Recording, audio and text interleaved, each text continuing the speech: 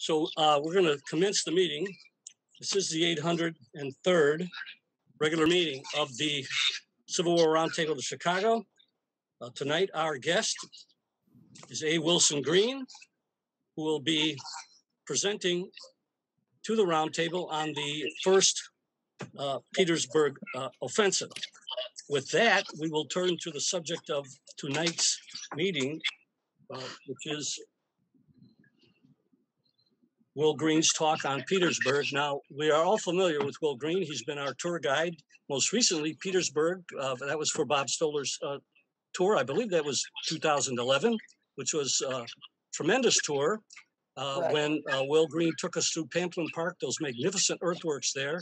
I have a very distinct recollection of those magnificent series of works there. And maybe somebody will ask Will a question about how that land was acquired. I know the story because we talked about it yesterday when we spent some time together, but you should ask Will about that. He's a tremendous fundraiser. he has the golden touch.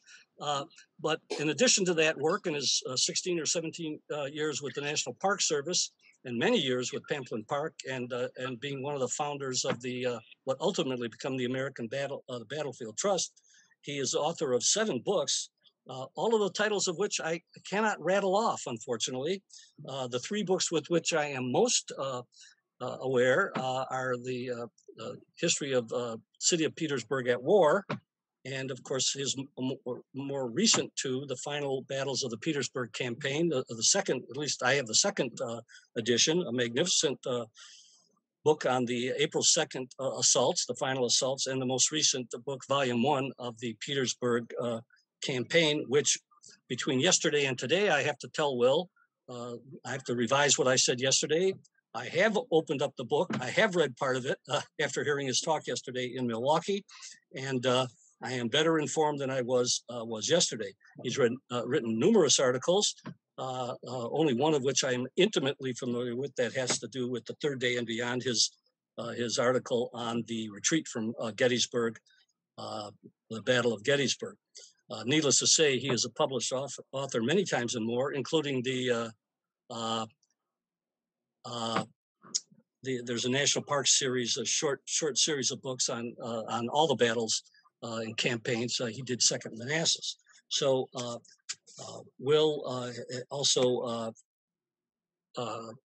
was our tour guide for one of our mid-Tennessee tours. I forget if that was for Cindy Heckler's or one of our earlier tours, but he has been our tour guide, and he is one par excellence. You perhaps should, at the end of his talk, ask him about some of his upcoming plans for tours. They sound very interesting. So with that, and without further ado, A. Wilson Greene on the first Petersburg offensive. We have done all that is possible and must be resigned. Well, thank you. And I appreciate that, not only that introduction, but let me tell everybody who logged in what a great guy you were yesterday. Mark met me at the airport at 8 in the morning and dropped me off at the hotel at about 11:30 last night. So we had a lot of time together, and it was delightful. He arranged a tour of the Chicago Portage area, which is someplace I'd always wanted to go, but never could find, which was really a lot of fun. And so, Mark, I really appreciate everything you did for me yesterday. It made it a great day. And needless to say, I'm delighted to be with my friends at the Chicago Roundtable. I'm only sorry that I can't see all of you in person. I have so many friends in this group, and I have to say that I miss one of them dearly. Marshall Krolik is someone I have known, for 40 years. And it seems strange to be at the Chicago Roundtable and not have Marshall there making faces at me and criticizing what I said. But I know he's with us in spirit. As Mark said, this talk is about the first Petersburg offensive. This gentleman, a post-war photograph of Edward Porter Alexander, the famous Confederate artillerist, thought that, quote, the initial struggle for Petersburg was the most interesting point in the whole military history of the Confederacy. Now, you may not agree with that assessment by Alexander, but certainly had events between June 15th and June 18th, 1864 gone differently, the trajectory of the Civil War would have changed dramatically. So my talk tonight is going to address the movement to and the bloody combat of those 4 June days, and to try to analyze why, despite overwhelming numerical superiority, the Federal Army failed to drive the outnumbered Confederates from Petersburg. Now, our story logically begins with Ulysses S. Grant's elevation to Lieutenant General and General-in-Chief of all Union armies. Grant brought 2 strategic imperatives to his new responsibility. First, to apply simultaneous pressure across all theaters of the war. And secondly, in Virginia, where he chose, of course, to make his headquarters with George D. Meads Army of the Potomac, to pursue relentless offensive operations, rejecting the previous experience of conducting a major battle followed by a period of refitting and inactivity. And Grant would, of course, implement his strategy in May of 1864, launching his protege, William T. Sherman, into North Georgia, aimed at defeating Joseph Johnston's army and targeting the railroad hub at Atlanta. In Virginia, he had Meade apply a laser focus to Robert E. Lee's Army of Northern Virginia, while 2 smaller forces moved up the Shenandoah Valley and ascended the James River to Bermuda Hundred south of Richmond. Now, both of those auxiliary campaigns, as you know, failed in mid-May. Franz Sigel defeated at Newmarket in the Valley, and Benjamin Butler's Army of the James beaten at Bermuda Hundred and Drury's Bluff on May the 16th. As far as Meade's army was concerned, of course, Meade pursued Lee in what we know as the Overland Campaign. I think everybody logged in here understands that the fighting at the Wilderness, Spotsylvania Courthouse, North Anna, and eventually down 10 miles northeast of Richmond at Cold Harbor resulted in 60,000 Union casualties, a failure to capture Richmond, a failure to destroy Lee's army, but a success in preventing Lee's army from really being an offensive weapon. I think that is the best outcome that you can place on Grant's Overland Campaign. The Army of Northern Virginia would remain a potent on the defense, but on the offense, it would be difficult to do that. With a new threat in the Shenandoah Valley coming from David Hunter, the successor of Franz Sigel, Lee detached Jubal Early and about 1/3 of his infantry force, ensuring that Lee, by necessity, would adopt a defensive posture against Meade and Grant. Now, with Butler's access to Richmond blocked by Confederate forces under P.G.T. Beauregard at Bermuda Hundred, and Lee apparently immovable in his defense of the Confederate capital north of the James River, Grant made a bold decision. He would secretly shift Meade's entire army across the James and capture Petersburg, 23 miles south of Richmond, and the capital's logistical and supply nexus. Now, Petersburg was a thriving railroad and industrial center before the war, boasting the 2nd largest population of any city in Virginia, and by 1861, the 7th largest city in the entire Confederacy. One of your trivia questions can you name the other 6 largest cities in the Confederacy, all of which became major cities, except for Petersburg. But don't think of Petersburg as the small town that you visited in current times. It was a very, very important city. And all but one of the railroads supplying Lee's army and the huge inflated population at Richmond went through Petersburg before getting to Richmond. So capturing Petersburg would have been tantamount to basically cutting off Lee's army from the outside world and forcing Lee to abandon the capital.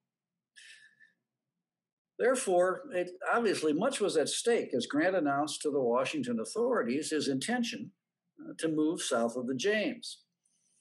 Grant was only too aware of the risk involved in this maneuver, he had to disengage from the very close lines around Cold Harbor without Lee knowing he had gone in order to gain a head start on what would be a much longer route to Petersburg than Lee's would be. Once Lee realized that Grant had departed, he would need to persuade the Confederate commander that he intended to approach Richmond along the same routes used by George McClellan north of the James 2 years earlier. And even if all of this went according to plan, Grant would have to cross the swampy, bridgeless Chickahominy River, then cross the mighty James far enough downstream to be invisible to Confederate intelligence. And at a point where that James River was less than the 4,000 feet wide that it was in most places downstream, and 80 feet deep.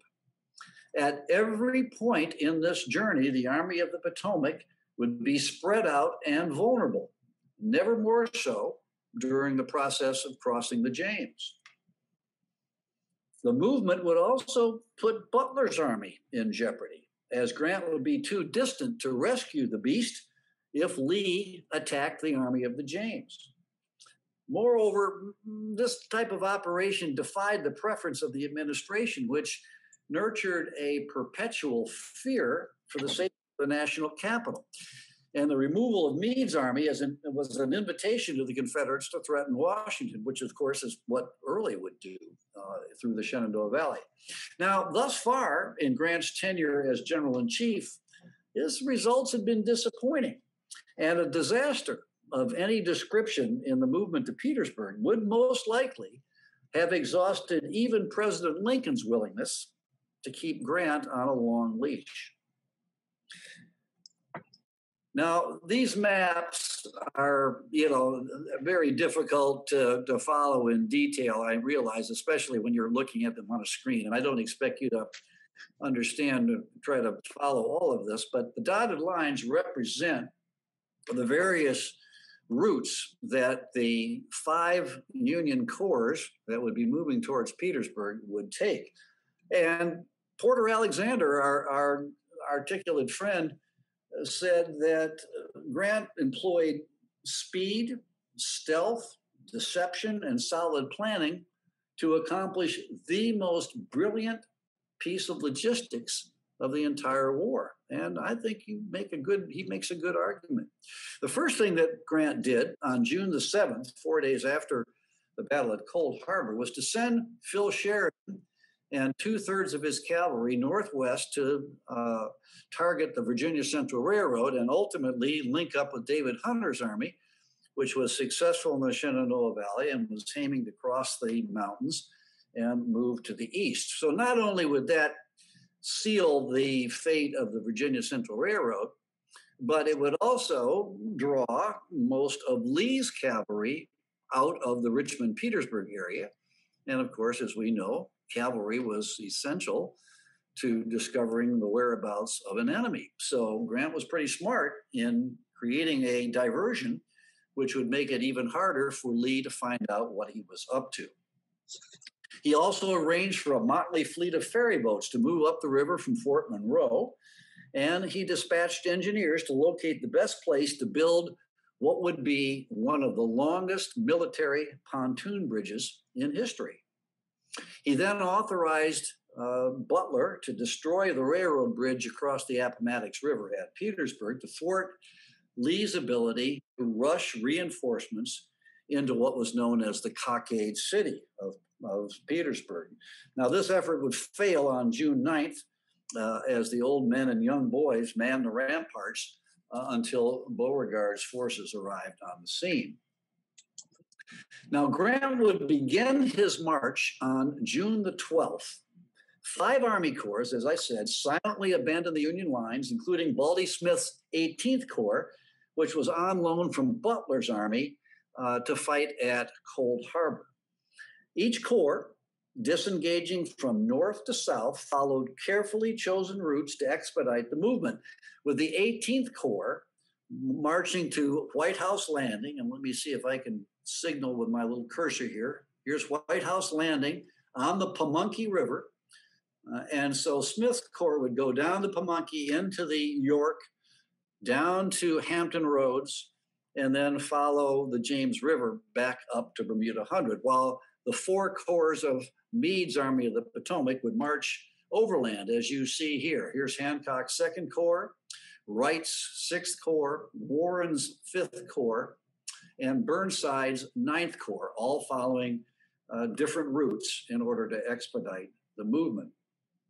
Their first challenge would be to cross this Chickahominy River, the bridges for which had all been destroyed by the Confederates. Now, the Chickahominy was described by one Union officer as a wide ditch, partly choked with rotten logs and full of brown, tepid, sickly-looking water, whose slow current would scarcely carry a straw along.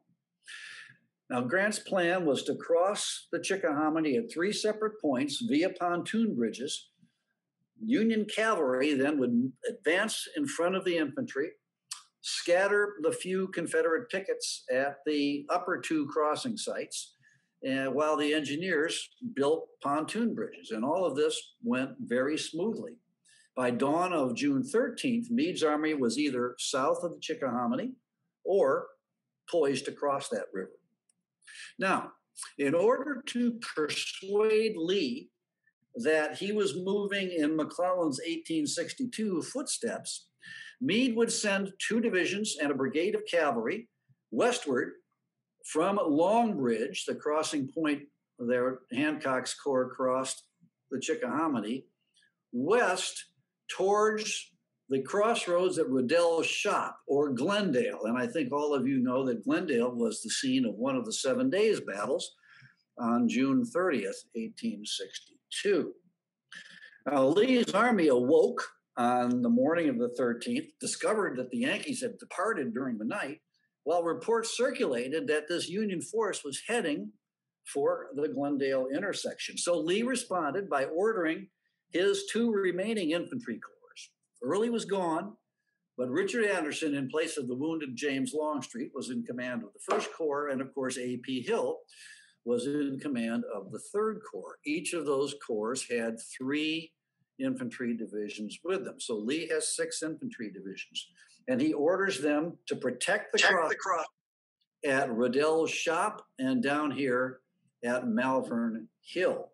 Now, a sharp fight on the 13th, which I won't bore you with the details of, left modest casualties and the Glendale intersection in Confederate hands, but reinforced the notion in Lee's mind that this thrust might, in fact, represent Grant's next attempt to approach Richmond.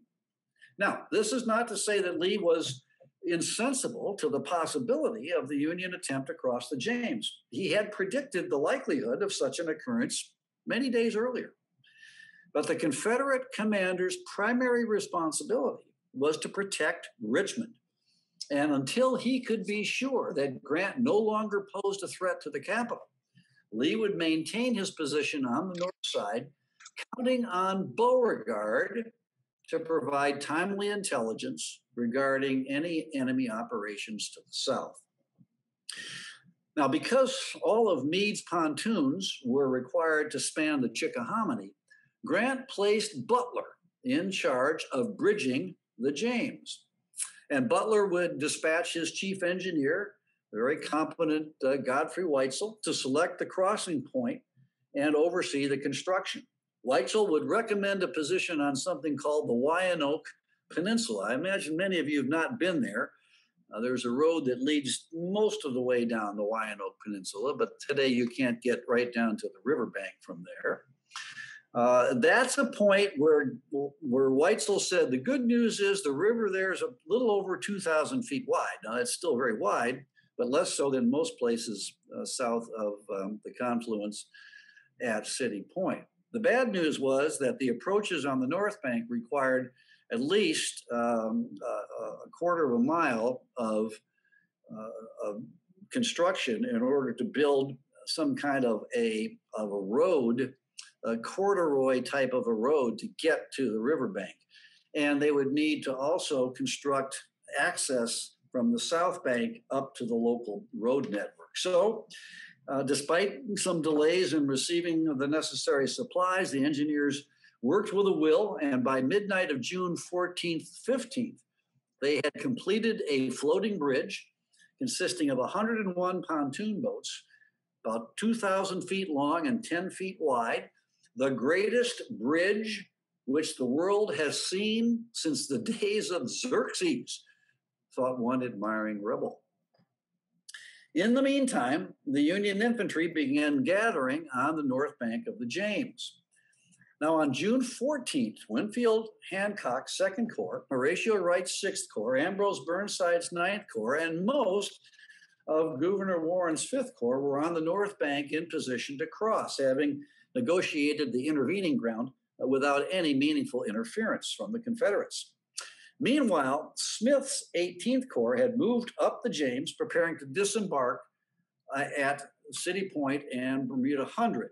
And here you see in this dotted line representing Smith's aquatic approach to the battlefield, Warren, Wright, Burnside, and Hancock all coming down to the bridge site here at the Wyandotte Peninsula. That's where the bridges were. The only part of the movement that was not successful was the supply train. You see the supply train up here. They were supposed to cross the Chickahominy at Coles Ferry, but they found that they were originally supposed to cross at Windsor Shades. That was impractical, so they moved down to Coles Ferry, but they didn't have enough pontoons. And so the supply wagons were stuck on the north side of the Chickahominy until they could get that pontoon bridge crossed. But nevertheless, Grant had achieved a spectacular logistical achievement, one that, in my opinion, rivaled everything that he had done at the Vicksburg campaign. He had stolen a march on Lee, and now all he had to do was advance toward Petersburg, overwhelm that thin line of defenders outside of the city, and reap the benefits of forcing Lee either to fight for his communications, accept a siege of Richmond, or abandon the Confederate capital entirely. Now, what about the Confederate perspective? Now, as I mentioned, Lee was perfectly cognizant of the probability that sooner or later Grant would shift operations to the south side. When Beauregard turned back Butler's rather tepid attack on June the 9th, the Creole general saw portents of an ominous offensive. But Lee, uncertain of Grant's intentions, declined to consider that effort by Butler anything more than a failed armed reconnaissance. No troops have left General Grant's army, Lee reassured the nervous Beauregard, and none could have crossed the river without being perceived. Now, Lee's confidence in his ability to counter any federal move derived from his own intelligence gathering capabilities and on Butler's purported line of scouts scattered down the James River. Still, Lee shifted Robert Hoke's division to the pontoon bridges near Chaffin's Bluff. Now, if you can see where I'm circling my cursor here, now Hoke's division was a part of Beauregard's army that had been sent to reinforce Lee at Cold Harbor. So, by June the 14th, Grant had arranged his Petersburg offensive. Lee and Beauregard were speculating about the location and intentions of their enemy. Lee would respond to an inquiry from President Davis early on June 14th by saying that I think the enemy must be preparing to move south of the James. Lee knew, of course, that the Federals were moving south and that large numbers of Yankees had boarded the boats at White House Landing. But this could mean that Grant was changing his base to Harrison's Landing, where he could be resupplied by ship in preparation for a renewal on the next day to the attack that had failed at Glendale, and that the shipboard troops were on their way north, their terms of enlistment being expired, and many of the Union regiments had done precisely that in the days prior to Grant's departure. We ought to be extremely watchful and guarded, Lee advised, but alertness did not equate to shifting his focus from Richmond to Petersburg. Now, Beauregard was much less ambivalent regarding Grant's intentions. He beseeched the War Department to return Hoke's division immediately, warning that if some combination of Butler's and Meade's army attacked him, he said, "I cannot answer for consequences." When this appeal elicited no response, Beauregard took matters into his own hands and at 10 p.m. on the night of June 14th, sent orders to Hoke to move immediately across the James River. He also sent staff officers to Lee to justify those orders. But the absence of hard evidence and Beauregard's, frankly, his penchant for the fantastic, left both Richmond and General Lee unconvinced of imminent disaster. So while Beauregard fretted and Lee remained cautious, Grant and Meade proceeded on June 14th with their offensive plans. In Grant's mind, Smith's 3 divisions would be solely responsible for capturing Petersburg. Smith's 18th Corps had boarded their transports on June 13th, and by the next day began a staggered arrival at Bermuda Hundred or up the Appomattox River at Broadway Landing and Point of Rocks. This disembarkation began in the afternoon and would continue until after dark on the 14th. Meanwhile, at 8:30 a.m. on June 14th, Meade issued orders to Hancock's Corps to cross the river, utilizing a makeshift fleet to effect the passage while the engineers applied the finishing touches to the pontoon bridge for use by artillery and other wheeled vehicles. Before noon, the first of Hancock's corps boarded these boats, and by 1 o'clock, they were ashore on the right bank, delighting the veterans, such as this New Jersey soldier who had grown rather disenchanted with the Virginia landscape. As we steamed across the beautiful river, our hearts were filled with new hope, he said, for we had bidden farewell to the swamp and miasmata of the Chickahominy, to the long lines of graves that stretched not only across the peninsula, but across the hills and valleys and streams and fertile fields and tangled swamps of Virginia up to the Rapidan. He said we were bidding farewell to the old battlefields and entering upon a new field of operations. Now, it would take until about dawn on June the 15th to ferry all of Hancock's 3 divisions across the river. But by 5 a.m. on the 15th, the Second Corps was comfortably encamped on the south side, many of the men cleaning the grime of 40 days of constant campaigning with swims in the James. Hancock would remain personally on the north bank, communicating by signal flag to the far bank. He confirmed to Meade, now this is important, he confirmed to Meade that he had 3 days' rations on hand, contradicting an earlier report that his corps would be out of food that night. Now, while the engineers finished their bridge and Hancock's troops ferried across the river, Grant boarded a steamer and met with Butler at Bermuda Hundred to outline his plans for the attack. Grant told Butler that he would be solely responsible for the assault because Hancock would require reprovisioning before marching toward Petersburg. And with Meade's wagons stalled on the far side of the Chickahominy, as I mentioned earlier, Butler would be responsible for supplying the required 60,000 rations by shipping them down the James River. Grant told Butler, without this precaution, the services of this corps cannot be had for an emergency tomorrow. Now, this message, when you think about it, not only implied that Grant considered Hancock's participation in the June 15th offensive as necessary in only an emergency, but that he was unaware of Hancock's real supply situation.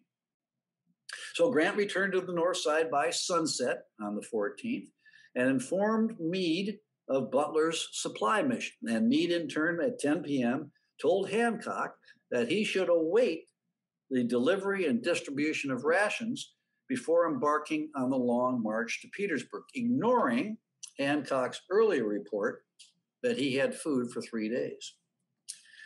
Now, as it unfolded on the morning of June 15th, multiple misunderstandings about the imminent arrival of these supplies froze the Second Corps in its camps. as Hancock obeyed Meade's directive to postpone his departure.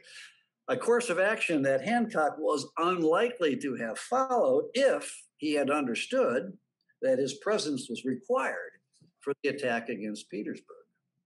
As it turned out, the supply ships failed to arrive at all. So at 10:30 that morning, Meade released Hancock to begin his trek toward Petersburg. Thus, nearly 6 hours were wasted between the time that the Second Corps was united on the South Shore and their departure for the front. 6 hours. That might have changed history. As for the 18th Corps, Grant's orders to Butler were to begin Smith's march toward Petersburg that night, the night of the 14th, and launch his attack as soon after daylight as he could. Grant assumed that Smith would capture Petersburg that morning and that Hancock would be available later that day to help Smith hold the city should Lee try to redeem the situation. Now, Smith would have his 2 white divisions that had arrived from Cold Harbor, 2 brigades that were taken from his Bermuda Hundred defensives, 2,500 cavalry under August V. Kautz, and about 3,700 African-American soldiers under General Edward Hinks, a total of about 14,000 troops. But Smith would claim that he learned nothing of these plans until late on the 14th, as the last of his troops had disembarked. Of course, it would take time to organize his men who had landed in various places, absent any division integrity. Smith would then have to cross the Appomattox River in the dark, march 5 miles toward Petersburg, deploy for his attack. In short, Grant's expectation of a dawn offensive was a fantasy, an echo of the poor planning that had plagued Hancock's departure.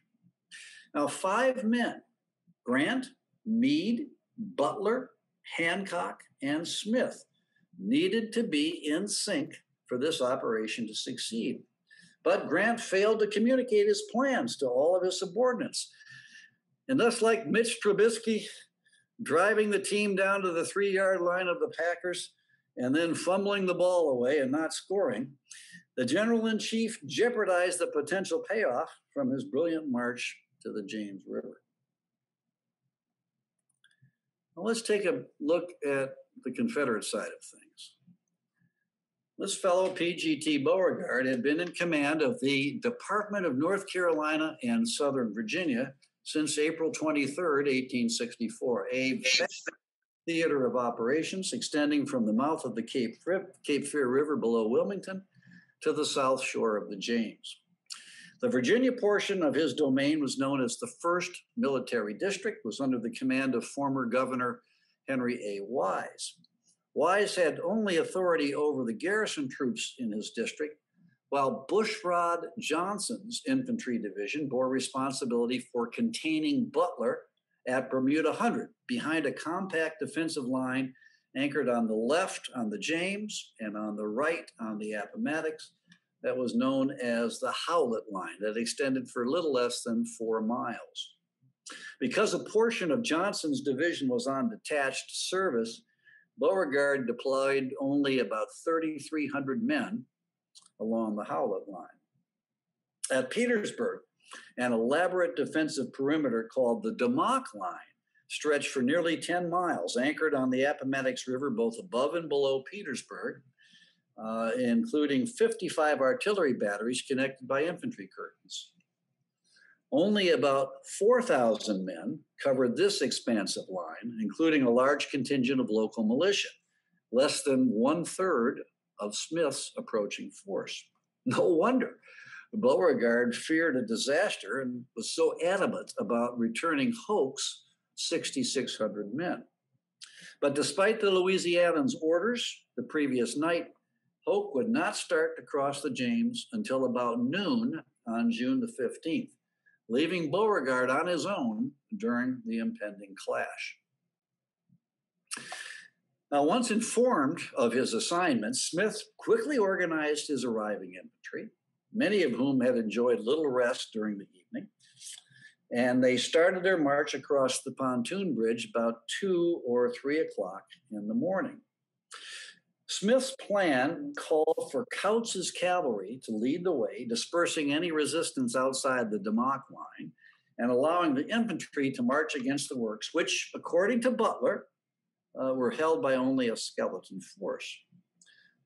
The Federals began to cross, as I said, between 2 and 3, but Couch was delayed in his crossing of the pontoon bridges, so it wasn't until about 5 in the morning, a half an hour after dawn, that Smith's 2 white divisions joined the black troops that had marched in from City Point.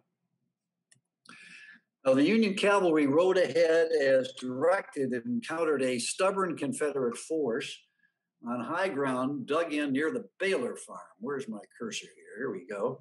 Here's the Baylor house, and they were on the high ground here that has all but been destroyed by the Interstate 295 interchange with Virginia Highway 36, if you've ever been in that part of the world.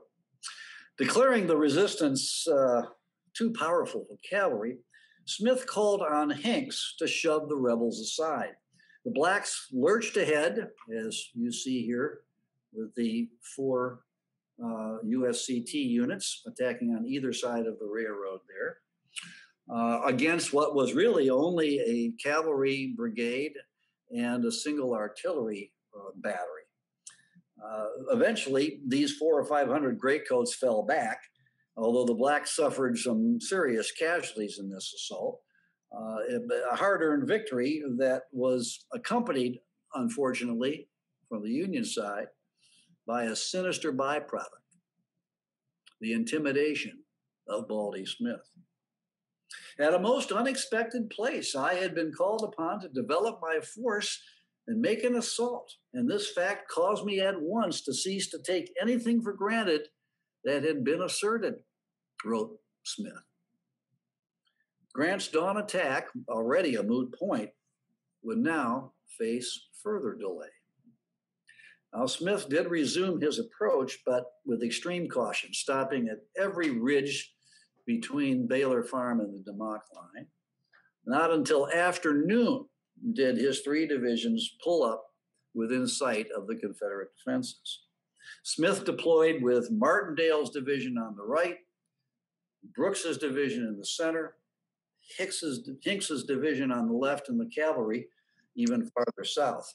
All along the line, rebel cannon belched out at their new targets, inflicting, frankly, minor casualties. 1 Union regimental commander was killed by this, but further persuading Smith that the Confederates were substantially defending this position, despite what Butler had told him. Smith opted to conduct a very elaborate reconnaissance to identify points of attack for his assault, taking almost all afternoon, and eventually focusing on a strong point known as Battery 5 near the City Point Railroad. Now, while all of this is unfolding in Smith's ranks, what about our friend General Hancock?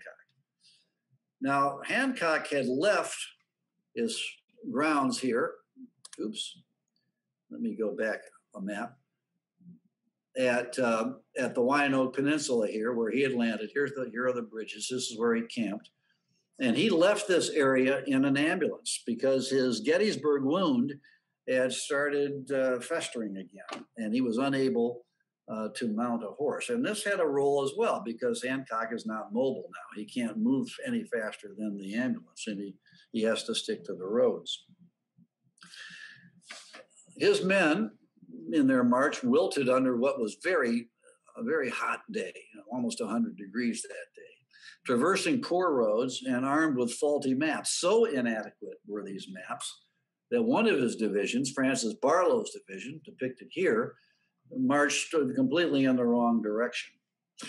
Not until 5:30 that afternoon did David Birney's division reach a crossroads about 4 miles east of Petersburg. And here you see Birney approaching the position here. Here's Smith's divisions. Here comes Birney.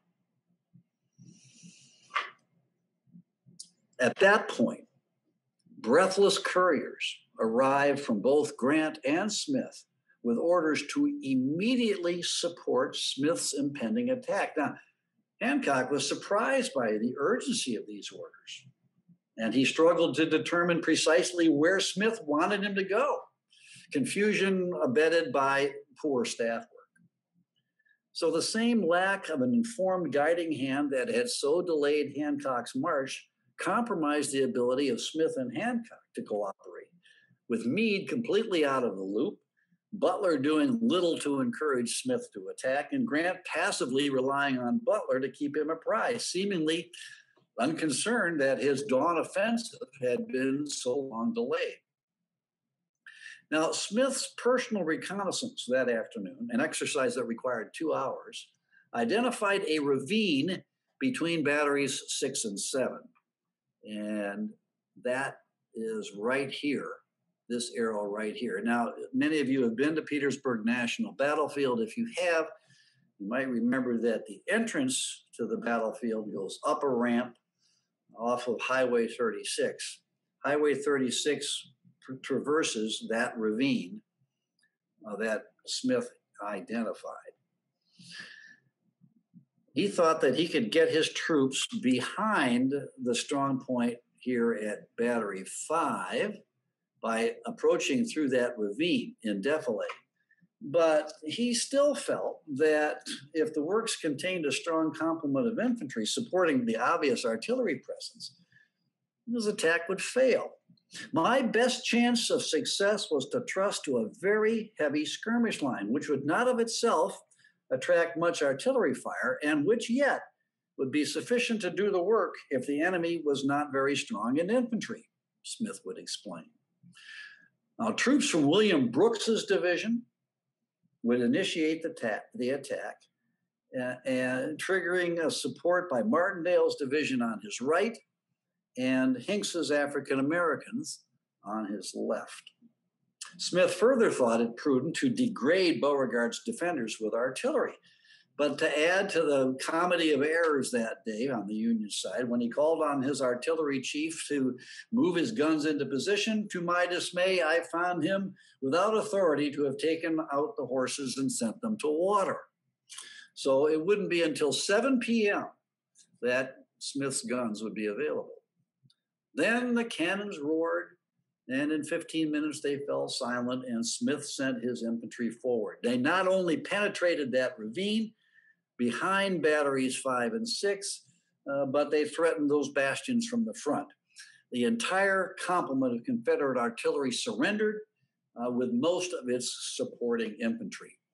On Brooks's right, Martindale's division captured batteries 3 and 4, while the black troops accomplished even more, successfully assaulting batteries 7 and 8, and then compelling the Confederates to abandon batteries 9 and 10. So all the way from 2 down to 10 was the the federal victory.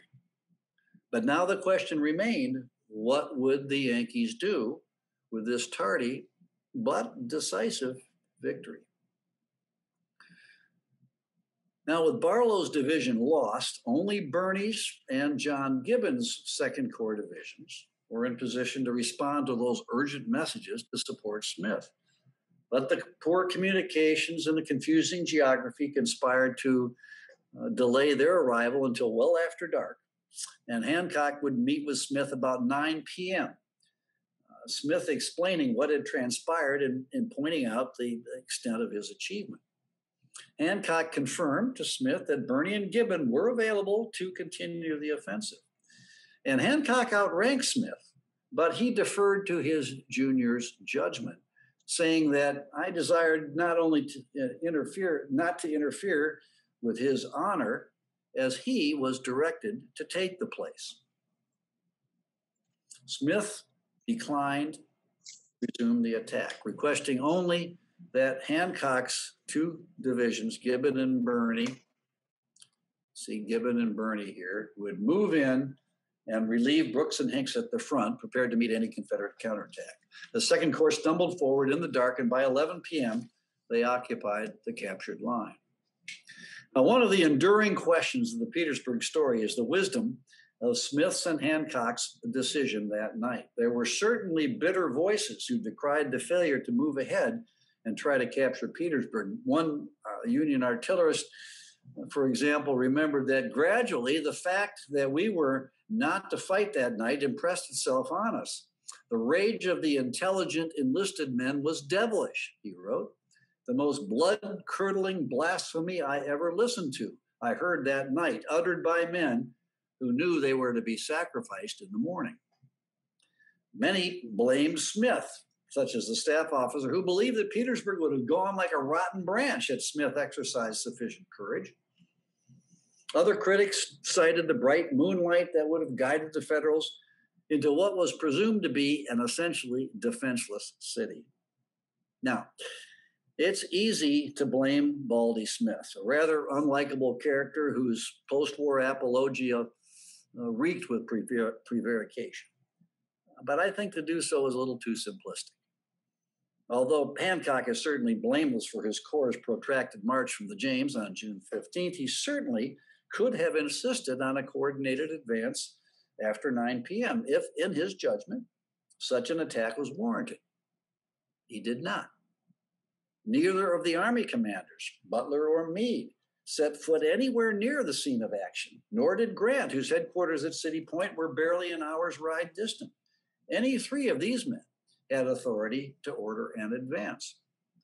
Now, Smith would cite a plethora of reasons for discontinuing the assault, chief among them the darkness and the disorganization of his troops, particularly the black troops.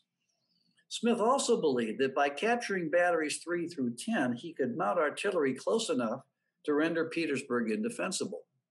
Perhaps most of all, Smith expressed concern that the Confederates had been reinforced, and to plunge his troops into the darkness against an enemy of unknown strength would have been, in his words, simple madness, and would have inevitably resulted in disaster and the loss of all that we had gained.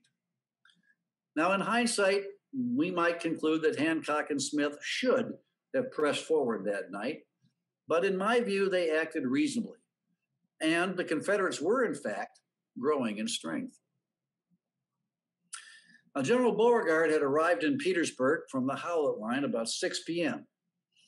The attack that quickly followed didn't surprise him, as he had been predicting such an eventuality for days. But now the question was simple. Should he defend Petersburg by stripping the defenses at Bermuda Hundred, or forsake the Confederate, the cockade city, and hold the Howlett Line? Beauregard had unsuccessfully appealed for guidance on this question earlier in the day, so he was on his own when the Union assault erupted.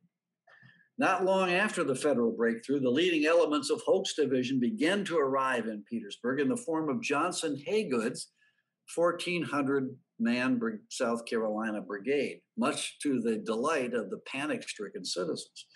Haygood initially received instructions to move to the Army's right, but when news of the collapse of the eastern portion of the Potomac line reached Petersburg, new orders sent Haygood on the City Point Road to establish a defensive perimeter behind the captured batteries. Haygood almost stumbled into the Yankees in the dark, but eventually, with the aid of Beauregard's highly competent engineer, Colonel David B. Harris, he drew a new line along a ridge behind Harrison's Creek, connecting the intact Potomac line positions at batteries 2 and 15. In other words, this new line that you see depicted on the map here was behind the captured Potomac line, running from battery 2 south to battery 15 in this vicinity here. During the night, Alfred Colquitt's Georgians and then the North Carolinians of James Martin and Thomas Clingman extended the line, digging furiously to create an earthwork barrier. In the meantime, Beauregard made the decision to abandon the Howlett Line and bring Bushrod Johnson's division to Petersburg, giving him around 11,000 men to meet the combined forces of Smith and Hancock, who still outnumbered him 3-1. Beauregard informed Lee of his decision and begged him to replace Johnson's troops before Butler, discovering the Howlett Line evacuated, moved west to sever the railroad and road connections between Richmond and Petersburg.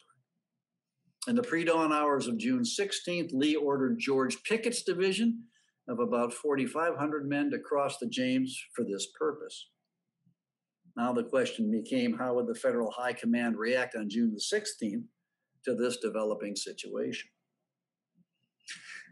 Now, Lee put Pickett's division on the road to the river crossings at 3 a.m, and a few hours later, Charles Field's division of the First Corps also started for the south side. However, alert Union officers had detected suspicious sounds during the night, and at early daylight, they probed forward at Bermuda 100. The few troops Johnson had left behind fled quickly and retreated, and the gleeful Bluecoats, although only a fraction of Butler's available strength, began ripping up the tracks of the Richmond and Petersburg Railroad. Here you see the railroad and the turnpike that ran parallel to the railroad. And I think it's obvious that if the Federals were in control of those two avenues of communication, the ability of Lee to move troops to the south would be severely compromised. In the meantime, two additional Union corps, Burnside's 9th and Warren's 5th, began using the now completed pontoon bridge and the ferry boats to cross the James, with orders to extend Hancock's left. At the same time, Johnson's Greycoats crossed the Appomattox, extending the new Confederate defensive perimeter, dubbed the Haygood Line, to mirror Hancock's deployment. Throughout the day, the 2nd and 18th Corps crept forward and discovered the new rebel defense line. Grant merely ordered Burnside and Warren to provide flank protection to Hancock, while the 2nd and 18th Corps spent the day identifying points for a proposed evening attack. As the Federals probed, the Confederates dug, so that by late on the afternoon of June 16th, Beauregard had fashioned the Haygood Line into a reasonably formidable position. Meanwhile, at Bermuda 100, Butler committed a relative handful of his troops to the occupation and destruction of the vital links connecting Richmond and Petersburg. And as a result, when Pickett's leading brigades arrived on the scene and charged forwards, the Federals quickly withdrew. Butler's failure to fortify and hold his position on the railroad was an even more egregious mistake than the overcaution of Hancock and Smith the previous evening. When Field's division arrived later in the day, the opportunity to block additional reinforcements from Lee to Beauregard had vanished. South of the Appomattox, Meade launched his attack at 6 p.m. All three corps present then, the 18th, 2nd, and now the 9th, on the Union left advanced. Smith and Burnside merely demonstrated, never seriously challenging the Confederates in their fronts. Hancock's attack was a bit more spirited and resulted in the capture of batteries 13 and 14, but ran out of steam at dark without seriously compromising Beauregard's perimeter. The Confederate commander, however, recognized the Haygood Line's vulnerability and ordered Colonel Harris to lay out new defenses even closer to Petersburg. Meanwhile, during the day, Lee had pressed Beauregard no fewer than 4 times for information about Meade's whereabouts. At 9:30 a.m., Beauregard had notified Lee of Hancock's presence. But these communication problems proved not to be limited to the Union side of the equation, because that message was sent to Lee's old headquarters north of the James, while Lee was moving his headquarters south of the river. And so Lee never received that information. Not until 7 p.m. would Beauregard again mention the presence of the 2nd Corps, news to Lee that at least a portion of Meads Army had crossed the James. Inexplicably, during the skirmishing conducted by Burnside that evening, Beauregard remained unaware that the 9th Corps was on the ground, not to mention the swiftly arriving 5th Corps.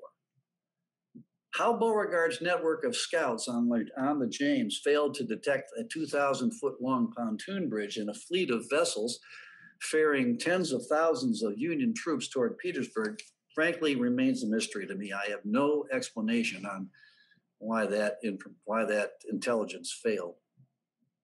Thus, Lee contented himself with shifting the last of the First Corps divisions, Joseph Kershaw's, closer to the pontoon bridge, while keeping A.P. Hill's Third Corps on the north side in position to defend Richmond against what was now a phantom force.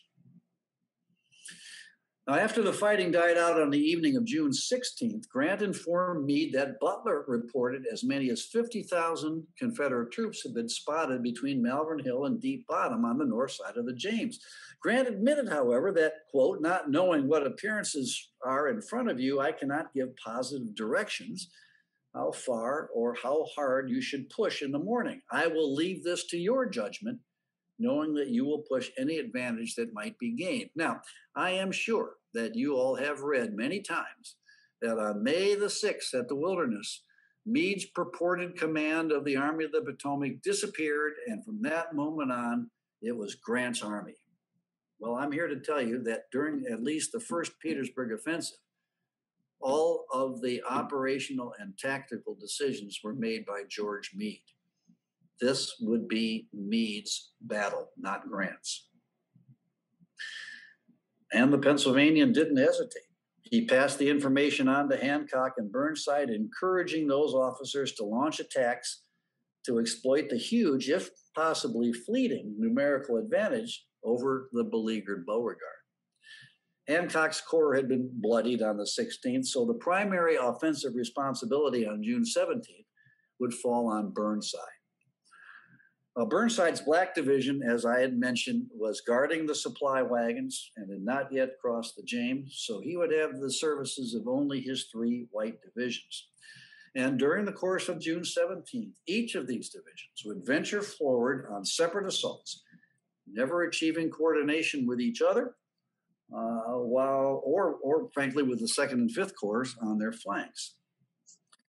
Now, the morning assault, conducted by Robert Potter's division, targeted the southern flank of Beauregard's defenses, centered on a high knoll occupied by the Shand House. And I'm happy to tell you that the American Battlefield Trust is in the process of acquiring some of the land around the Shand House, which would eventually give us an opportunity to visit an important Civil War battlefield that until now has been virtually inaccessible to visitors.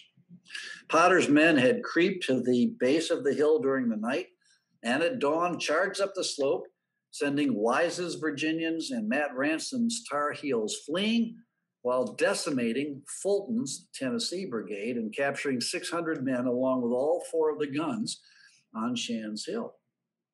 Now, Potter expected that his victory would be exploited by the 2nd Corps on his right, and with support from James Ledley's 9th Corps Division in his rear, but neither of these units advanced. Ledley citing difficult terrain and Hancock's men claiming, frankly with dubious veracity, that they had tried to attack. It was the same old story again, a most spirited and gallant attack without adequate supports, observed a veteran of the 36th Massachusetts. Had a single corps been on the ground in position, or had the divisions which were ordered to support us been ready to advance, the fearful carnage of the succeeding days would doubtless have been prevented, and the long, tedious, wasting, bloody siege of Petersburg might have been avoided. Orlando B. Wilcox's 9th Corps Division spent the night behind the 2nd Corps, but about 10 a.m. on the 17th, they moved to the deep ravines east of the Shand House Ridge. Burnside assigned his chief engineer, the eccentric Major James St. Clair Morton, to identify the most likely ground for Wilcox's attack.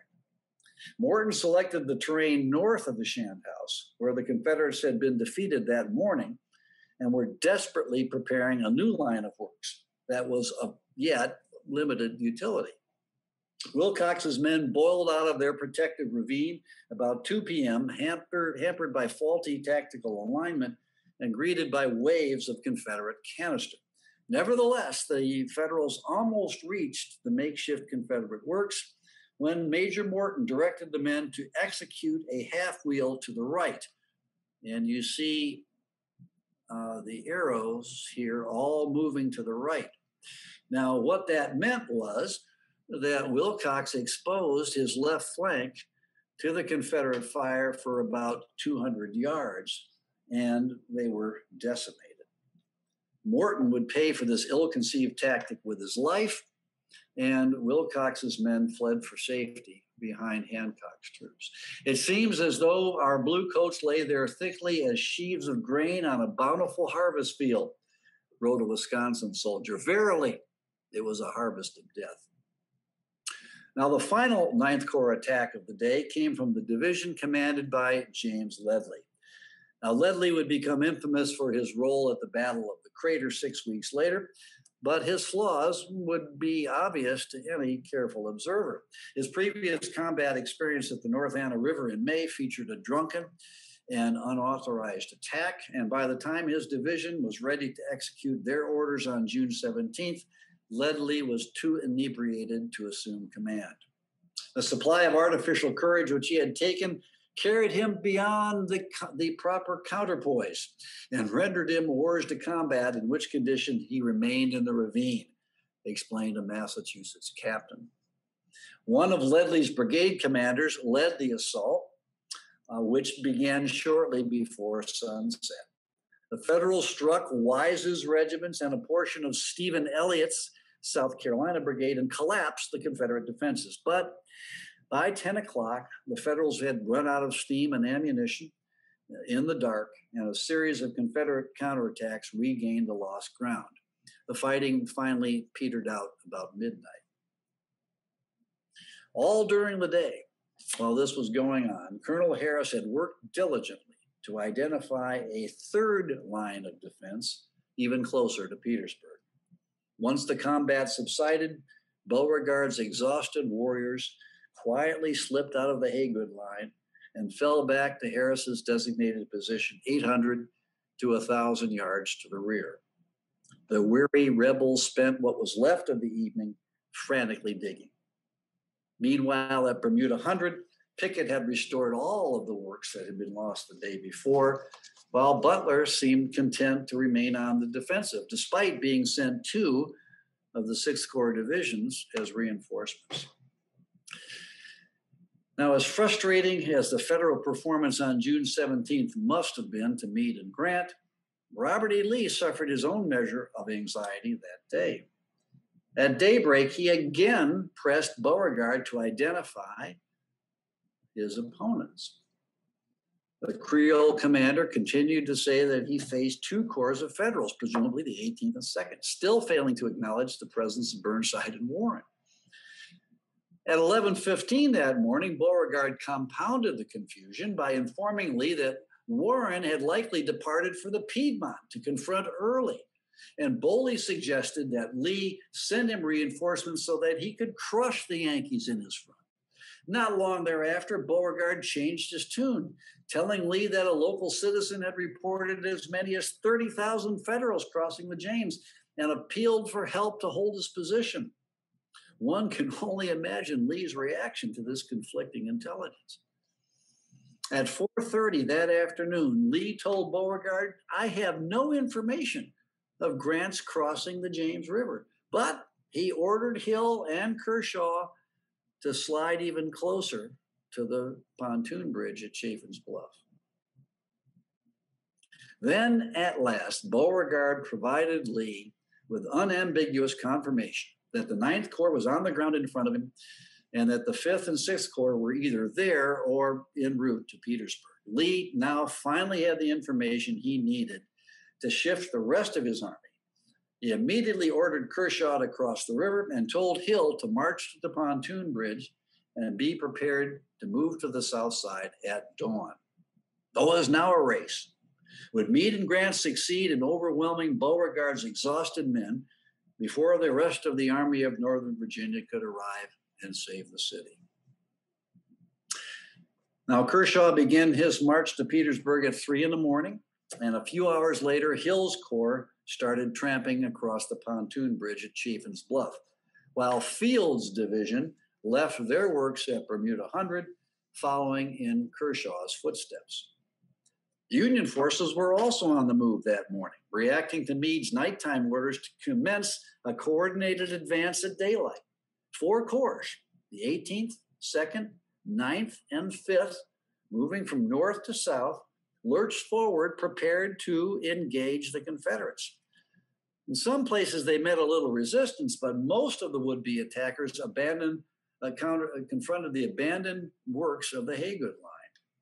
Surprised but undeterred, Meade told his corps commanders to prepare a new attack focused on the recently completed Harris Line.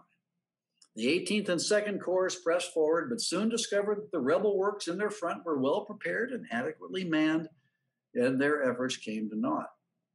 Further south, the 9th and 5th Corps never advanced at all, claiming to be stymied by a lack of flank protection and professing that they had never received mandatory orders to assault. These failures infuriated Meade, who saw his window of opportunity closing. For once, Meade lost his poise, and he snapped in a message to Birney. He said, "I find it useless to appoint an hour to effect cooperation, useless." And he demanded that all 4 corps make an immediate attack irrespective of the disposition of any other corps. Now, by this time, Kershaw had arrived and extended the Confederate right, and Field was moving into position on Kershaw's right, while Hill's troops were legging it south toward Petersburg. Now, the Federals responded to Meade's frustrated and peremptory attack orders in uneven and universally unsuccessful fashion. On the far left, Warren's advance ran into Johnson's men and the fresh soldiers of Kershaw's division. The brigade, commanded by a former Maine professor named Joshua Lawrence Chamberlain, charged about 3 p.m., yelling like a pack of infuriated devils, reaching the base of the Confederate works before lethal fire pouring from cannons and rifles stopped them cold. Colonel Chamberlain was among the casualties, but he would defy medical opinion and survive his wound, solidifying his place in history in 1865 at Petersburg and Appomattox. At the other end of the line, Hancock's men, poised for another effort to breach the rebel works, focused on high ground known as Colquitt's Salient. And here is Colquitt's Salient right here. The assault commenced between 4 and 4:30, but in the face of furious Confederate fire, most of the Federals took a few steps forward, hit the ground, having experienced enough of attacking earthworks and recognizing a forlorn hope when they saw one. But a large contingent of relatively green heavy artillerists, now serving as infantry, were not so naive as to underestimate their peril. But nevertheless, they poured out of defilade along the Prince George Courthouse Road in this fashion here, aiming towards Colquitt's Salient, emerging out of the woods only about 200 yards from the rebel line. That field became a seething hell, recalled one of the survivors of the 1st Maine Heavy Artillery. They poured it into us from the front, the right, and the left. In 10 minutes' time, 632 of the 850 men of the 1st Maine Heavy Artillery that made that attack were shot, the largest single loss of any regiment in any Civil War battle. The final Union spasm of the day came from Burnside's bloodied veterans, elements of whom managed to cross the Norfolk and Petersburg Railroad here and approach a strong position known as Elliott's or Pegram's Salient. They too failed to penetrate the Confederate line, but they dug in, exploiting the cover of the ravine created by this waterway known as Poor Creek or Taylor's Creek. And these would be the fellows who would launch the initial attacks at what would be the Battle of the Crater 6 weeks later.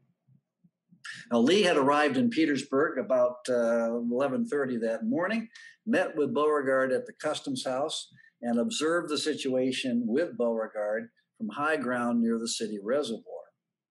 The Mercurial Creole urged Lee to undertake an offensive focused on the exposed Confederate left flank, but Lee declined, preferring to remain on the defensive, and that decision, of course, led to the successful repulse of the many uncoordinated Union attacks on the afternoon of June 18th, which ended the First Petersburg Offensive. We triumphed at last against fearful odds in holding the invaders at bay and saving the city from the rule of the Negro and the beast, boasted a Virginia private. The Yankees have a large force, admitted a South Carolinian, but if they keep on charging, we will have them all killed in a few days. Ulysses S. Grant, for the time being at least, had seen enough killing. Although estimates vary, my best guess is that about 13,000 federal soldiers became casualties between June 15th and 18th. Confederate casualty figures are even more murky, but 2,500 to 3,000 seems a reasonable guess. At about 10 p.m. on the evening of the 18th, George Meade said a summary of the day's action to Grant, concluding by expressing great regret that I am not able to report more success, but adding that I believe every effort to command it has been made. Grant immediately replied without a hint of condemnation. I am perfectly satisfied, he wrote, that all has been done that could be done. But of course, this was far from the truth. Until the arrival of the first troops from Lee's army on the morning of June 18th, Grant's army groups outnumbered his opponents by as much as 5 to 1. Odds that, despite Confederate earthworks, should have spelled triumph. A few weeks later, Meade confessed to a trusted staff officer that I should have taken Petersburg. I had reason to calculate on success, but he didn't. Why? I think the primary cause of the federal failure can be found in the condition of the troops, particularly Meade's own Army of the Potomac. The Army is exhausted, admitted its commander. With 49 days of continued marching and fighting, it absolutely requires rest. He added, moreover, that we cannot replace officers with experienced men, and there is no time for reorganization or careful selection. And I don't think there can be any doubt that the horrendous casualties and consequential attrition at the line and field command levels sustained from the Wilderness to Cold Harbor reduced the efficiency and esprit de corps of Meade's army, with many of its best tactical leaders and bravest fighting men laying in shallow graves or languishing in hospitals. Meade's offensive capabilities had been grossly diminished. Now, that's not to say that the soldiers were too demoralized to fight. The long list of killed and wounded during the first offensive stands as mute testimony, but their willingness to press an attack had all but vanished. There were, of course, mistakes made at the higher command levels. Grant's failure to communicate his battle plan to all the principals involved severely compromised his opportunity for success on June 15th. Smith's timidity in executing the assault that day allowed reinforcements to bolster Beauregard's shattered ranks that evening, and the tardy attack meant that a push into Petersburg must occur in the dark, a risk neither Smith nor Hancock was willing to take. This hesitation and conservative mindset infected the other corps commanders, who only rarely felt sufficiently comfortable about their flanks to advance in concert with one another, leading to the piecemeal assaults that characterized federal operations during the succeeding 3 days. Benjamin Butler fumbled a golden opportunity to sever the direct road and railroad connection between Richmond and Petersburg when he so easily surrendered his position between the two cities, allowing Lee to filter troops to Petersburg without interference. And at least part of the overall explanation lies with the general-in-chief, whose fingerprints were all but invisible during these 4 days, delegating operational responsibility to Meade, which in fairness was sort of typical of Grant's generalship. Now, of course, the Confederates had a great deal to do with the outcome. Beauregard and his little army performed about as well as any force during the entire war. As one observer put it, with such fearful and almost incredible odds against him, General Beauregard maintained a successful barrier to the federal advance, a feat of war almost without precedent. Now, I think that's overstating the case just a tad. Beauregard deserves high praise for selecting his 2 new lines of defense, timing the evacuation of the old lines flawlessly, and allocating Hoke's and Johnson's brigades properly. But there's frankly little evidence of Beauregard's influence on the combat that thwarted the Union attacks. Credit for that residing with the subordinate officers to the limited degree that tactical improvisation when fighting on the defensive is relevant. On the negative side of Beauregard's ledger, his remarkably poor intelligence and inconsistent assessment of the situation in his front greatly contributed to Lee's hesitation to reinforce his beleaguered comrade. As for Lee, historians often cite his failure to reinforce Petersburg more quickly as one of the worst blemishes on his record. Although there can be no question that Grant stole a march on the Gray commander and that his deception kept Lee uncertain of his enemy's whereabouts, Lee, I think, acted reasonably, given the information available to him between June 13th and 17th. Lee's first responsibility was to protect Richmond. And without some assurance that the Federal Army was not lurking on the north side of the James, his decision to send incremental reinforcements south, I think, was reasonable and prudent. Once he had definitive information of the Federal presence at Petersburg, he acted swiftly. I think the first Petersburg offensive should be ranked among the major battles of the Civil War. More than 125,000 soldiers battled for 4 days, resulting in combined casualties approaching 16,000, numbers that correlate with the largest and bloodiest engagements of the war. Grant's failure to capture Petersburg would lead to 8 more offensives during the next 288 days before he achieved the victory that might have been his 9 months earlier. I thank you for your attention. And Mark, I understand that there might be some chat questions that you have access to. And if I could ask you to select any of those questions that you'd like to convey to me, I'll try to answer them. Now, usually, Will, they will show up in the chat, but I don't know if you're seeing those. Well, okay. If you are, just go ahead and answer them in sequence, or? I see 3 things on my chat, but they're all pertaining to things that are not relevant to questions. So, okay. Well, I don't mind having people unmute. This is the last time we're going to be doing this, I think. So those who have questions can, I would say, individually, just wait. Hold on. I've got this. Well, this is from Bruce. That's more of a comment. It's not a chat, a question. Let's see what else we got here. Wait a second. I'm not getting all these. Hold on. See what else we got.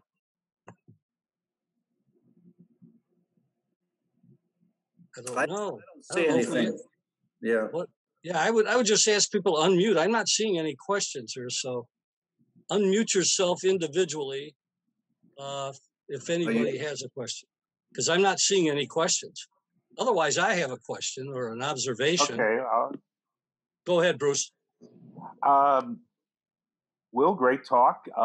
Looking forward to reading the trilogy. You seem to be adopting Douglas Southall Freeman's defense of Lee at Petersburg, putting a lot of the blame on Beauregard's intelligence or lack thereof communications. Did Beauregard ever respond to this, or mention to this point, talking about this point in his writings? No, he didn't. Lee never took Beauregard to task. No one took Beauregard to task for these communication failures.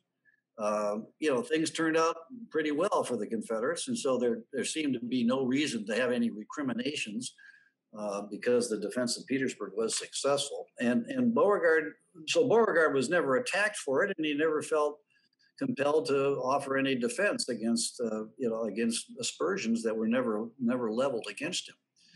I know that Freeman also came to these conclusions, and I got to tell you, one of the things I did, Bruce, and before I even started this project, was I wrote down all of the controversial questions that had popped up about Petersburg that I was aware of for the many years that I had been around Petersburg and done tours and read things. And I said, I'm going to try to answer, at least address, give my opinion and why I thought that way on all of these controversial questions. And of course, one of them is plenty of writers, criticize Lee about this. And I have to say that I went into this with as open a mind as I possibly could, and I came to that conclusion. Did Lee not reinforce Beauregard? That's not true. He sent Hoke, then he sent Pickett, then he sent Field, then when he got definitive word that the Federals were not in position to threaten Richmond, he released Kershaw and A.P. Hill. So he did this incrementally. So I think the idea that Lee never reinforced Petersburg until it was almost too late, I mean, that's not true. So if I was in Lee's shoes, I think I would have done the same thing. And I don't need to tell you, Bruce, or almost everybody else on this Zoom that, it's really not, it's not historically applicable to make judgments based on hindsight, on what we know now. In order to be an honest historian, you need to understand what the characters at the time were thinking based on what they knew. And what Lee knew was that the Federals could have marched into Richmond if they were still on the north side of the James, and he couldn't allow that to happen.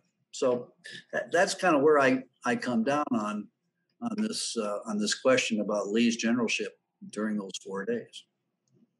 Following up on that, Will, following up on Bruce, what was Lee doing offensively, if you will, to learn more on his end, north of the James, to learn where Grant might be, if anywhere? Well, he had Rooney Lee's division of cavalry was the only cavalry he had with him. Where was the rest of the cavalry? It was off fighting Sheridan at Trevilian Station. So he had very limited cavalry resources. And Rooney Lee, had to be spread out pretty thinly. But it was really Rooney who found the abandoned Federal position on the north side. And Beauregard had come to that conclusion almost simultaneously.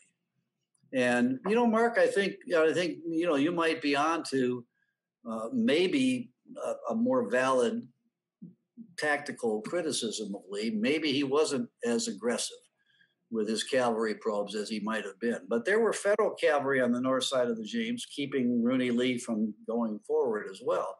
So, was Confederate cavalry as aggressive as it might have been to find us out? No, they weren't. And at the same time, I've listened to your talk twice, and this is very complicated stuff. How far away was that Ponton Bridge from Beauregard's positions that he perhaps could have or should have known where it was so as to better inform Lee? What was the distance? Well, it was a long way. It's a long way down the James. It's nearly 20 river miles downstream from City Point. So how was he to know? Well, remember he had a line of scouts up and down the James River to provide information about anything that was going on downriver. Yeah, but once Lee Grant started to cross on the 15th, those people were expected to know and report back, or right, and they were okay. So that's part of it, and I tell you, I said it briefly in my talk, Mark. I don't understand that. I mean, obviously the explanation must be those guys weren't there. I mean, I've never read anything about the scouts being captured and not being able to get the report. But I don't know. I don't know what happened there. Yeah, I guess what I'm saying is that let me finish. Let me okay, finish. I'm sorry. I'll answer your question. What really is, I think, what makes Beauregard culpable is that he is fighting the 9th Corps and the 5th Corps arrived on June 16th, and the Ninth Corps is engaged on June 16th. The Fifth Corps is certainly engaged on the morning of the 17th, and Beauregard seemingly is unaware of that. How, now that was a fault. He should have an obvious command imperative that you understand who you're fighting. And he should have communicated that to Lee. And as I said, his communications were all over the map. At some point, at some time, he said, hey, listen, the Yankees are going off to reinforce to fight early. We need to go on the offensive. And he wasn't in, and if you read the official records, all these things are in the ORs. There are countless communications from Lee to Beauregard. Who are you fighting? Who's down there? Where's Meads Army? I need to know in order to make informed decisions. Beauregard couldn't tell him. Very, very interesting. That sounds like Sam Adams in the Vietnam War. Who are we fighting? But anyway, Dave Heinke had his hand up. Dave, why don't you unmute and ask Will your question?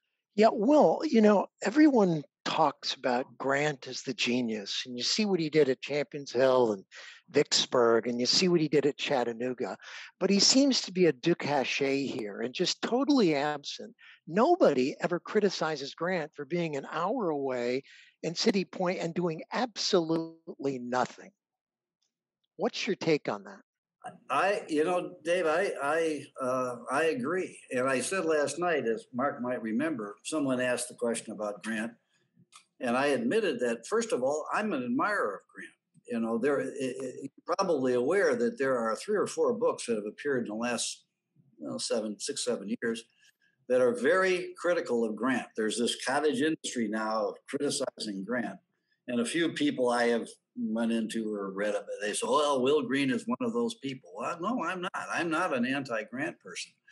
But I follow the evidence, and these, not only this 4 days of the first offensive, but my book goes from the first offensive through the third offensive, which is First Deep Bottom and the Battle of the Crater. The second offensive is the Wilson Couch Cavalry raid and the Battle of Jerusalem Plank Road in the middle of June 22nd, 23rd.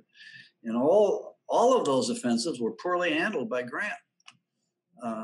Grant either made mistakes or he was AWOL in getting involved in these assaults. So is Ulysses S. Grant a great commander? Vicksburg, Chattanooga? Absolutely. But these 6 weeks between June 14th and July 30th, 1864 were some of the worst days of his military career, in my view. Now, in defense of Grant, remember, Grant is General-in-Chief. He has responsibility for what's going on with Sherman and what's going on out in the far western theater, what's going on in the Shenandoah Valley. Again, you read Grant's correspondence or you read the official records. He is in communication constantly with all of these various subordinates in other theaters of the war. And the people who defend Grant will point out that, listen, he had more responsibility than just managing against Robert E. Lee, and which is true. And there's a new biography of Meade coming out. I'm very anxious to read it because I don't think there's been a very adequate study of Meade in recent years. The best biography of Meade is published in 1960. But I think most of you have read that, as I said earlier, that Grant, took over Meade's army, and Meade was just a functionary from that point on. He was very frustrated. You read Meade's letters to his wife. He just feels like he's inadequate. But you start looking at what really happened, and Grant delegated an awful lot of responsibility to George Meade here. These are not Grant's best hours. And as the campaign unfolds, he'll become more and more successful. This is, I guess, in conclusion, I'll say it's kind of an aberration of Grant's normally very fine generalship. Thank you. Yes, and just following up on that question and answer. I believe that's Jennifer Murray's work. She spoke to us earlier this year when I got a chance to get to know her, and I think she's speaking to our group again next January. So we'll see where she is on the book and what she has to say on these subjects. We'll be ready to talk to her. The recent book by Kent Masterson Brown does not touch on these subjects. That's more of a Gettysburg related. Now, there's a book by Joseph Rose. If some of you have read that. Oh well, that's Joseph Rose, and there's several others whose names. That's a different. I think that's a different. Yeah, that's a different different orientation. There are several books that are are making the point that Grant's terribly overrated.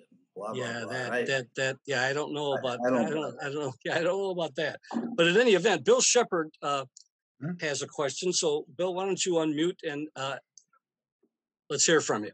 Yeah, Mr. Greene, two-part question. One, Mark mentioned your Civil War touring, leading tours, that is, coming up in the next year or so. Could you kind of give us a heads up and summary on what that might be so we could track you down at the various battlefields that you'll be at? And secondly, what's the publication schedule as of now for volumes 2 and 3 on your trilogy?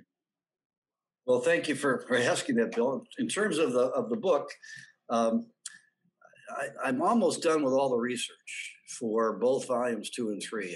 Especially, I'm just about done with volume 2. I'm going to start writing volume 2, sometime this summer. And if I can do that consistent with keeping my handicap down, I should have that committed to the University of North Carolina Press by the end of next year, which means that it'll come out sometime in 2023. And then the third volume should follow fairly quickly because I won't have a lot of research to do. The only 2 remote places I haven't been able to get to, the Pennsylvania State Archives and Harvard, both have some pretty substantial Petersburg manuscripts, and they're not helping me out with sending me scans. So they're not open to researchers yet. So when they open, I'll make those trips. But that's the schedule on that. In terms of the tours, speaking of Grant, I'm working with a really good organization called America's History LLC, and we are embarking on what we hope will be a 4-year series of following Grant's generalship. And between September 6th and 11th this year, we are going to follow Grant from Cairo to Corinth. And we're going to headquarter in Nashville to begin with, and then go to Paducah. We're going to go to Cairo, Columbus, Fort Hyman, what's left of Fort Henry, Fort Donelson. We're going to make a Parker's Crossroads, go to Shiloh for a day, Corinth, Davis's Bridge, and then head back to Nashville. So check out his history website, and you can see the itinerary at a very reasonable cost. And then the next tour that I have, I'm going to be doing a couple of tours for the American Battlefield Trust at their conference next May. I'm going to be doing a tour of Fredericksburg, which you guys are going to visit coming up. And then I'm going to do a kind of a unique tour of, I'm going to follow the 9th Corps in the Maryland campaign. And we're going to evaluate basically Burnside's generalship. Bill Marvel and I may be the only 2 historians working today that don't think Burnside was an idiot. We kind of like Burnside, so you might hear a little different perspective, and that's the American Battlefield Trust program. But the Grant Takes Command program in September, I think I'm very excited about it, and would love to have you or any of colleagues in Chicago join us. And what's the website on that again? America's History, LLC. America's History. Thank you. If you have any trouble getting information, just Mark Matranga can give you my email, and I'll be happy to respond to you. Thank you. Sure, you're welcome. Thank you. I'm wondering if there are any other questions. I haven't heard any. If there aren't any, then I will ask because I did love the story that Will related to me about Pamplin Park and how he got involved so intensely there. Those of us who were on the trip in 2011, which Bob Stoller was the chair, we got the grand tour of Pamplin Park, and I think we were there on 2 occasions. Once I think we had a lunch, and then we had a tour of the place, and it's a magnificent facility, and the grounds are terrific. So, if you would, Will, can you relate how that story went with Sure. Pamplin? Real quickly, I know we're getting late in the evening. The White Sox are probably about the 7th inning, so we need to see what's going on with them. But this was back in the APCWS days, the old Association for the Preservation of Civil War Sites. It's a rain delay. That was the predecessor to the American Battlefield Trust. I was the director. Chris Calkins, who many of you know, was the historian of Petersburg National Battlefield and made a habit of kind of keeping track of what Petersburg Battlefield land might become available for us to try to acquire.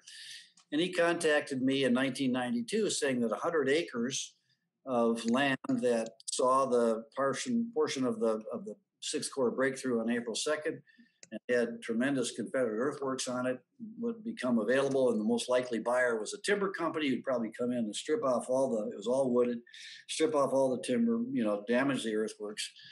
And land in Dinwiddie County wasn't very expensive. And Chris said, hey, this is a pretty good opportunity for us to buy the land. I think it was only a couple $100,000. But that was still pretty rich for us at the time. So we did a little research and discovered that the land had been owned during the Civil War by the Boysaw family, and the Boysaw family were the ancestors of the Pamplin family, who were big benefactors to Dinwiddie County, education programs, social services programs. So I wrote a letter to Mr. Pamplin, I think asking for a matching grant, saying if our members could come up with $100,000, would you match it to save your ancestors' historic land? Well, days went by, I didn't hear anything. And, sometimes these things work, sometimes they don't. But my secretary one afternoon said that Dr. Pamplin from Portland, Oregon was on the phone. So I answered the phone. He introduced himself and said, well, we got your letter. He said, we talked it over with the family. We don't want to make a contribution. You win some, you lose some.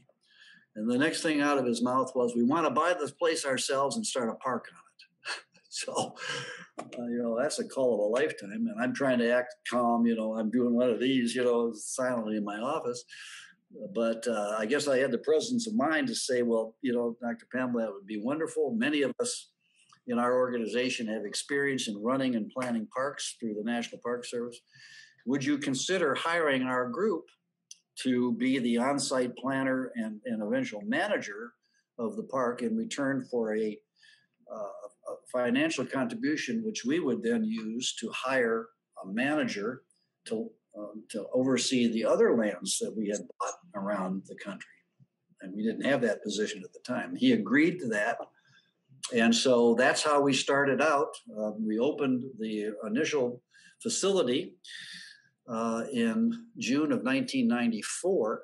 And then in November of 94, Bob Pamplin called me. We talked fairly frequently, and he said, look, we're going to buy the 69 acres across the road, including our ancestral home, Tudor Hall.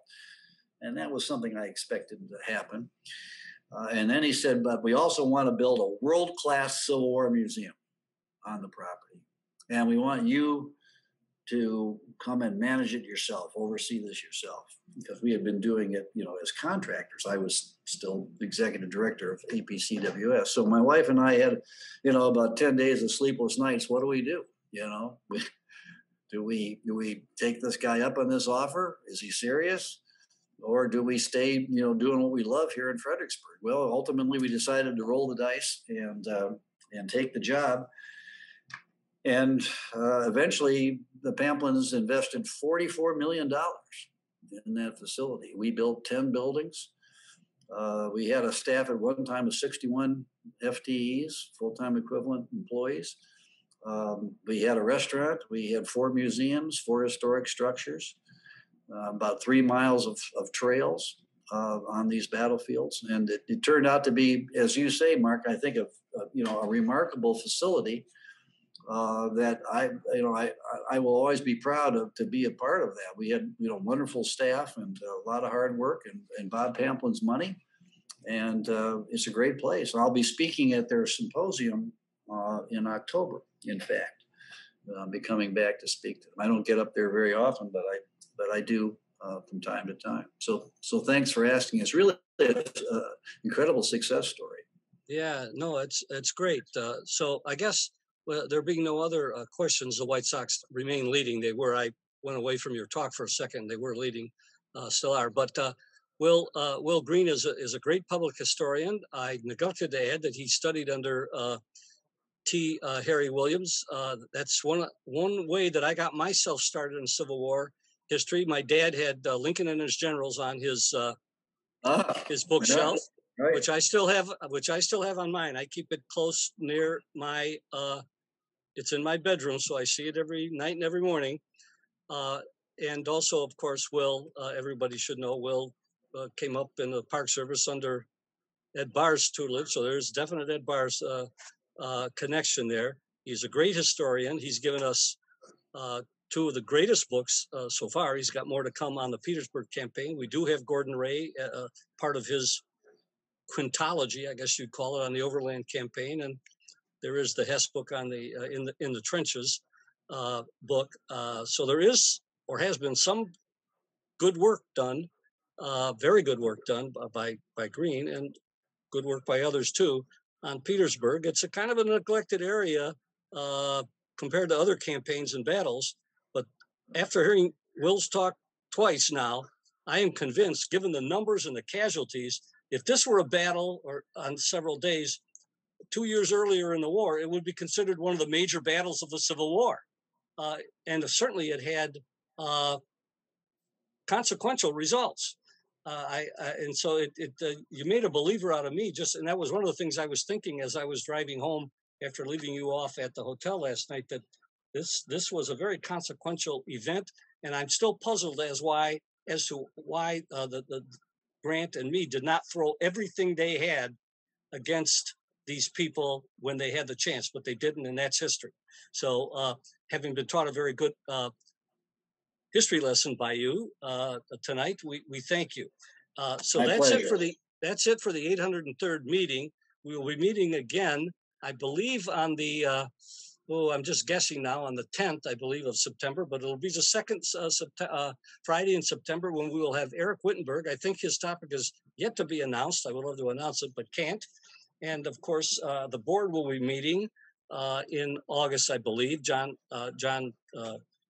Sebastian will be calling a board meeting at that time. That'll be it. In the interim, I look forward to receiving your support for the BARS Award for the Fredericksburg tour. And in closing, I just can only think of, I'll add my name to all the illustrious people who supposedly said I would have written you a shorter letter, but I didn't have time. Spinoza, Twain, Jefferson, all of us supposed to have said that. And I guess I'll just add my name, although I'm not as impressive of any of those things. I would have made better introductions had I taken more time I've made shorter introductions had I taken more time to research and do a better job. I sometimes went on too long. But for those who thought I did so, and for those who told me I should do this permanently, I will just say to both groups, good night and good luck.